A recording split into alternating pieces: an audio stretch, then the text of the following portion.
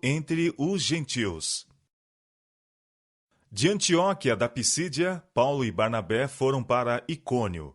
Nesse lugar, como em Antioquia, começaram suas atividades na sinagoga de seu próprio povo. Tiveram assinalado sucesso. Creu uma grande multidão, não só de judeus, mas de gregos. Mas em Icônio, como em outros lugares onde os apóstolos trabalharam, os judeus incrédulos incitaram e irritaram contra os irmãos os ânimos dos gentios. Atos capítulo 14, versos 1 e 2. Os apóstolos, entretanto, não recuaram de sua missão, pois muitos estavam aceitando o evangelho de Cristo. Enfrentando a oposição, inveja e preconceito, foram eles avante com sua obra, falando ousadamente acerca do Senhor. E Deus dava testemunho à palavra de sua graça, permitindo que por suas mãos se fizessem sinais e prodígios. Atos capítulo 14, verso 3. Essas evidências da aprovação divina tinham poderosa influência sobre aqueles cuja mente estava aberta à convicção, e multiplicavam-se os conversos ao Evangelho. A crescente popularidade da mensagem apresentada pelos apóstolos encheu de inveja e ódio os judeus incrédulos, e eles determinaram fazer cessar, de uma vez, os trabalhos de Paulo e Barnabé. Por meio de relatos falsos e exagerados, levaram as autoridades a temer que toda a cidade estivesse em perigo de ser incitada a uma insurreição. Declararam que grande número estava se aliando aos apóstolos, e sugeriram que havia nisso desígnios secretos e perigosos. Em consequência dessas acusações, os discípulos eram repetidamente levados perante as autoridades. Mas sua defesa era tão clara e singela, e tão calma e compreensível sua afirmação daquilo que estavam ensinando, que forte influência era exercida em seu favor.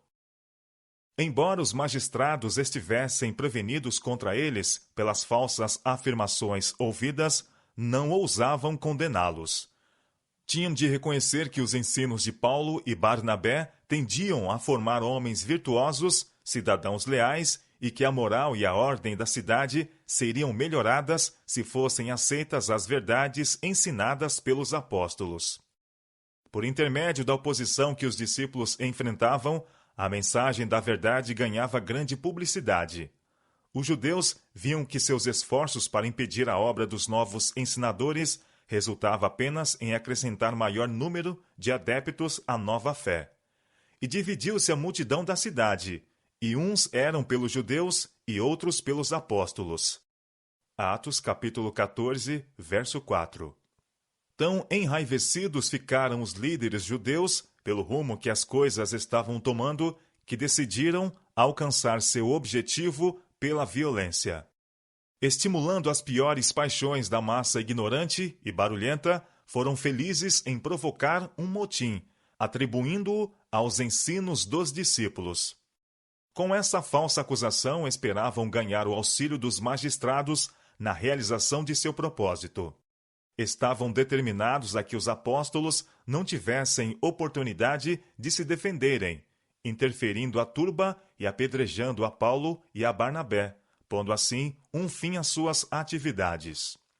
Amigos dos apóstolos, embora incrédulos, advertiram-nos dos maldosos desígnios dos judeus e suplicaram-lhes que não se expusessem desnecessariamente à fúria da turba, mas fugissem para salvar a vida. Concordando, Paulo e Barnabé partiram secretamente de Icônio, deixando os crentes a promoverem a obra sozinhos por algum tempo. Mas de maneira nenhuma saíam em definitivo. Haviam proposto retornar, após acalmada a agitação, para completar a obra iniciada.